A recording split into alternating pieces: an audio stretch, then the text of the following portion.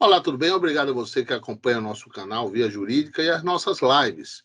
Hoje nós estamos com a live justamente do Pedro Durão Convida, ou seja, do seminário Business Compliance Empresarial. Nós estamos aqui com um colega, um amigo, que tem expertise justamente na parte de compliance. Estamos aqui com André Araújo de Araújo. Ele vai passar um pouquinho do seu conhecimento sobre a temática, justamente sobre o seguinte assunto: a exigência da compliance nas contratações públicas. Então, Andrei de Araújo, ou Andrei Araújo, ele é mestrando do programa de Direito da Universidade Federal de Sergipe, é especialista em Direito Processual pela PUC de Minas Gerais, é advogado e assessor jurídico atuante nos direitos humanos e nos direitos fundamentais, com expertise na área civil e do direito do trabalho. Então, obrigado a você que acompanha nossas lives, acompanha nossos vídeos, que faz audiência do nosso canal, e obrigado a Andrei por ter aceitado esse convite, né? A gente sabe que na agenda de tantos casos, de tantos acompanhamentos nos tribunais, ele cede um pouquinho do seu espaço para passar um pouquinho do seu conhecimento para a gente. Então, a André aí para a sua apresentação e dizer um pouquinho da sua trajetória e do seu currículo aqui para a gente. Valeu. Muito obrigado pelo convite. É uma honra estar nessa live com o senhor, que há tanto nos ensina, há tanto nos inspira, e poder passar um pouquinho do conhecimento, das reflexões que temos na academia para todos que estão aqui assistindo essa live ou que assistirão posteriormente. Vamos lá. Iniciei minha trajetória de estudos e pesquisa na Faculdade de Direito. Naquele momento, eu pude ver como o estudo da teoria poderia resolver problemas sociais, problemas da prática, né? Então, a partir disso, me apaixonei pelos estudos, então continuei essa trajetória de estudos. E a escolha do tema se deu devido a essa vontade de tentar resolver os problemas da prática com uma base teórica. Infelizmente, eu vejo, né, muitos casos na mídia, na prática jurídica, inclusive de corrupção, de más práticas empresariais, e como isso afeta negativamente toda a nossa sociedade, porque os prejuízos são inúmeros, tanto relacionados à educação, à saúde e aos cofres públicos em geral. E a corrupção que é um problema global, na realidade, né? Não só no Brasil, mas o Brasil é especialmente afetado por esse tipo de problema, né? E estimativas indicam, né, que cerca de 5% do PIB mundial é perdido com práticas de corrupção. No Brasil, o prejuízo chega a 200 bilhões de reais, então é muito mais do que se gasta, inclusive com educação, que no ano passado, segundo estimativas, foi de 32,5 bilhões. E foi isso que me instigou a fazer esse tipo de estudo, né? Infelizmente, a gente ainda conta com uma cultura de certo conformismo ainda com essas práticas de corrupção, né? Com essa questão cultural de não saber distinguir o público do privado, ou de não saber corretamente como desenvolver essa prática empresarial, de maneira geral. Então, eu vejo realmente uma necessidade de moralizar essa relação entre governo e empresas. E o Estado pode influenciar positivamente, exigindo a compliance. Pode ser exatamente uma maneira de evitar práticas corruptas para que as empresas assumam uma postura mais ética e mais adequada a esses novos tempos, porque a sociedade mudou e precisa mudar ainda mais. Tranquilo, tranquilo. Mas obrigado, viu, por ter aceito o convite. Obrigado a André, que está aqui passando um pouquinho do seu conhecimento. Vocês vão ver a expertise dele durante toda essa live e vai ver a preocupação dele com o conteúdo, justamente a pesquisa, a investigação dele sobre esse assunto, que é bastante peculiar até a empresa propriamente dita, né? A empresa deve se preocupar com essas regras de comprometimento. Ô, André, eu queria que você falasse um pouco mais da temática, inclusive falasse aquele que está nos assistindo, empresário ou empreendedor, como é que ele pode apoiar o contexto desse assunto à sua empresa. Pronto, vamos lá. O empreendedor pode, né, em práticas corriqueiras, na realidade, aplicar essa compliance, que na realidade é uma, digamos assim, uma preocupação, né, uma preocupação ética, uma preocupação em realmente seguir a lei em seguir essas práticas sociais, contribuindo, né, para o nosso meio social, de maneira geral.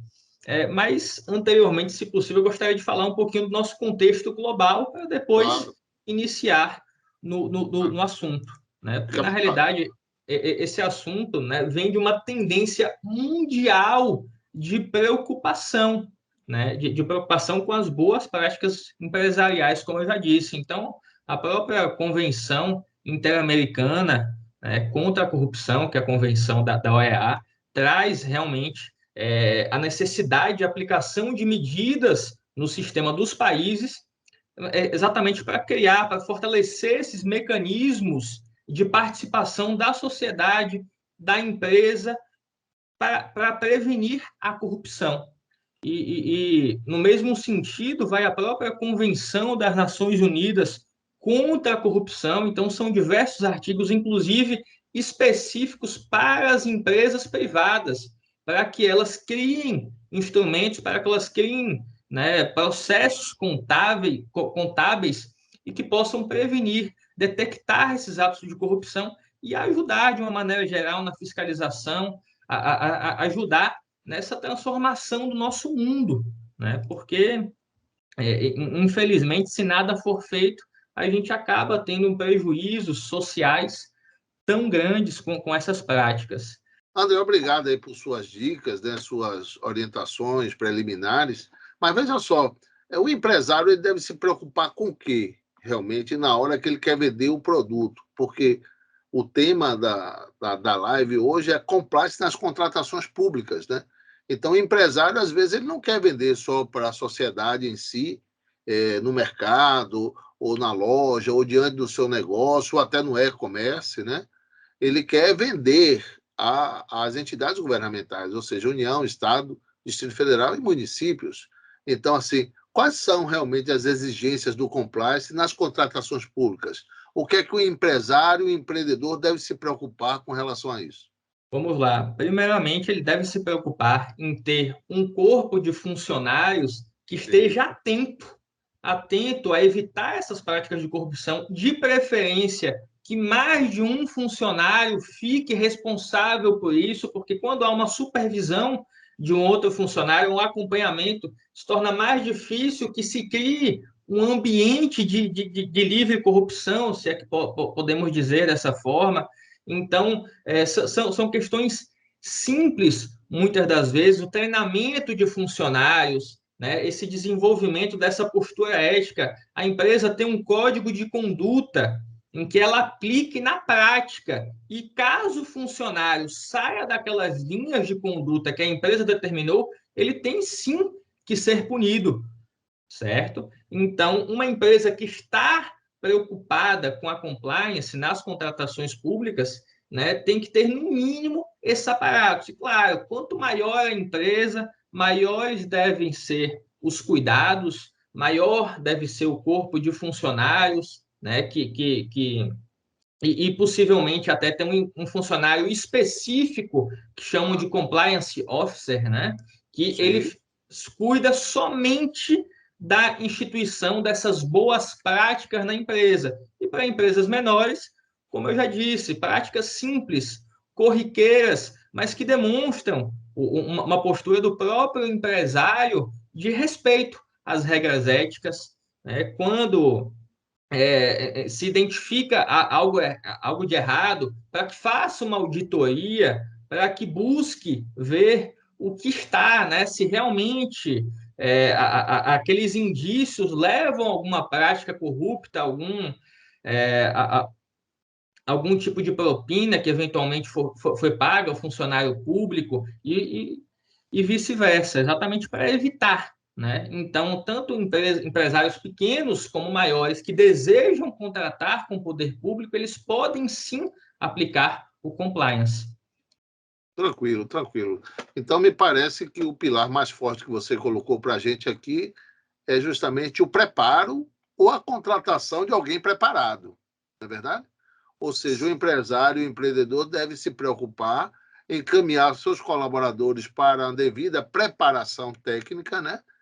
em qualquer área. Então, se ele quer falar de LGPD, ele vai contratar alguém que tenha conhecimento na área digital. Se ele quer ter um compliance trabalhista, ele tem que trabalhar alguém ou contratar alguém que tenha esse conhecimento no aspecto laboral. Se ele quer trabalhar com licitações públicas, ele tem que contratar alguém que tenha essa expertise, né?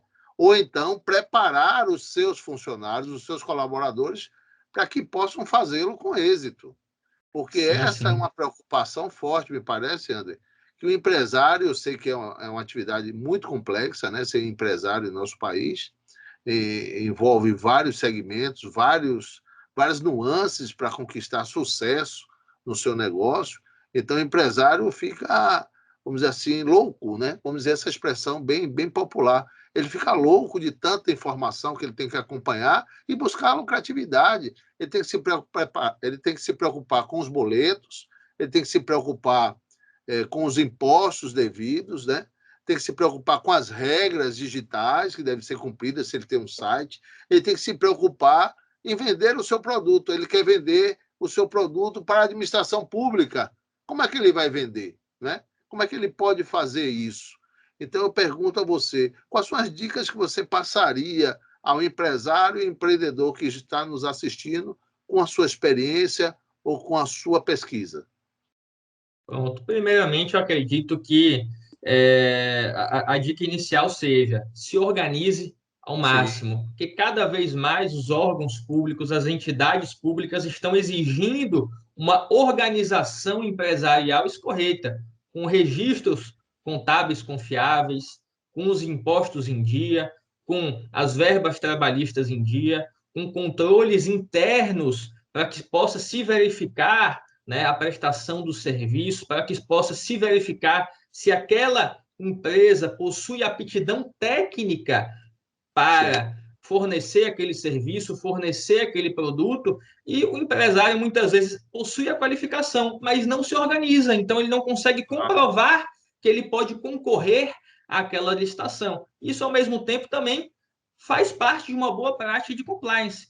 Né? Além disso, né, você ter um procedimento para prevenção de fraudes da mesma forma, enfim. Mas a primeira dica é se organize ao máximo. A gente está em uma tendência não de afrouxamento, mas com certeza de cada vez exigir mais do empresário uma responsabilidade social, uma responsabilidade contábil, né? Enfim, então eu acho que se fosse para dar uma dica seria essa. Claro, claro. Ô, André, você que também tem expertise trabalhista, né, como advogado trabalhista com experiência, o que você diria ao empresário e empreendedor que está nos assistindo, quais cautelas, qual a preocupação que ele deve ter nesse segmento laboral, né, com, com esse eixo do direito do trabalho, ou seja, o compliance trabalhista, fugindo um pouco e dando um plus, né, dando uma bonificação àquele que está nos assistindo e também para nós entendermos melhor o que é que o empresário, o empreendedor deve se preocupar diante do direito do trabalho na atualidade. Na realidade, direito do trabalho, eu brinco que é um mundo, né? É um assunto muito extenso. Então, primeiramente, seria realmente ter uma assessoria jurídica de qualidade. Sim, E não, enfim, muitas vezes acaba sendo impossível para o empresário, né? Ele estudar a legislação a fundo, ele saber todas as nuances da nossa legislação trabalhista. Então, realmente, eu acredito que a dica inicial seria realmente ir atrás de uma assessoria jurídica, né, principalmente, né, nessa parte trabalhista. Por quê? Porque senão ele vai estar adquirindo um passivo trabalhista ao longo do sim, tempo. Senão aquele lucro que ele adquiriu com aquela, né, com aquele ganho daquela licitação, ao longo de todo o contrato de licitação, ele acaba tendo de prejuízo. Por quê? Porque vai se acumulando necessidade de pagamento de horas extras, vai se acumulando a necessidade, pagamento de férias em dobro, caso não seja fornecida na época adequada. Então, realmente, a dica inicial seria para se organizar, né, certamente, instituir pelo menos um controle de ponto, de ter uma organização e um acompanhamento para o correto pagamento das verbas trabalhistas. para que ele não seja pego de surpresa depois com passivo, com uma dívida trabalhista grande. Claro. E quando a gente fala de compliance, a gente fala de regras de comprometimento nos vários segmentos, nos vários setores. Então, você trouxe o tema de compliance nas contratações públicas e deu esse acréscimo de compliance laboral, do compliance trabalhista. Então, veja como é complexo realmente ser empresário no Brasil, né? Ele tem que saber todas essas nuances, impossível. Ele tem que realmente perceber a necessidade de ter na sua equipe ou contratar, ou melhor, contratar terceiros que possam dar segurança para que ele tome uma decisão acertada, né? Para que ele se preocupe realmente com o negócio em si, com a lucratividade do seu negócio e esteja protegido, né? Seja dentro de uma segurança jurídica, contábil, econômica, digital, para que ele possa progredir com o seu negócio. Pois bem, nós estamos aqui com o André Araújo, ele sobre o tema da exigência de compliance nas contratações públicas. Ele nos deu um plus também, justamente do compliance no aspecto laboral. Estamos avançando aí já na nossa disposição sobre esse tema, e eu não sei se alguém quer perguntar alguma coisa aqui que está presente em nossa live, mas assim, eu queria fazer a última pergunta, André. O microempreendedor, melhor, o microempresário, o empresário de pequeno e médio porte, teria a mesma preocupação na compliance das contratações públicas? Porque também no aspecto laboral, na hora que ele vai se habilitar ou na hora da contratação, após ele vencer a licitação, ele também tem que apresentar determinadas certidões, entre as quais que não labora menor na sua empresa, né? Então, o que é que você pode sugerir aqui para aquele que está nos assistindo com relação a essa preocupação para as pequenas e médias empresas com relação à compliance das contratações públicas? Lá, com relação aos pequenos e médios empresários, eu indicaria primeiro, né, buscar informações, porque muitas das vezes o empresário não consegue, né, contratar um profissional qualificado, exatamente por falta, né, de recursos econômicos, de recursos financeiros. Mas nesse sentido, a gente tem.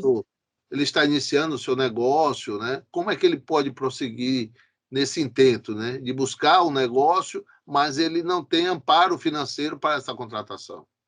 Exatamente. Então, essa questão de respeito e informação é muito importante. E, nesse sentido, eu indico, por exemplo, o apoio que o Sebrae dá Sim, aos pequenos empreendedores. A gente tem, inclusive, o Manual de Integridade para as Pequenas Empresas, que são exatamente instrumentos de compliance para que esses pequenos empresários são diretrizes, né, de uma maneira muito didática, muito bem explicada, para como eles podem implementar todos esses instrumentos na prática, no dia a dia dessa empresa que está se iniciando, que está crescendo, enquanto ele não tem toda essa organização institucional, essa organização financeira e às vezes até jurídica.